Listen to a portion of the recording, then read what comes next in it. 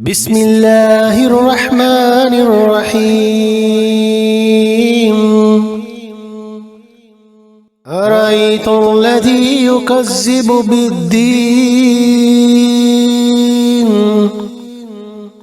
فذلك الذي يدعو اليتيم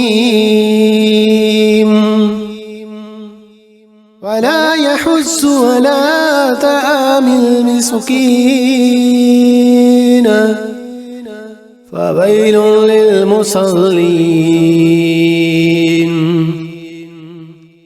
الذين هم عن صلاتهم ساهون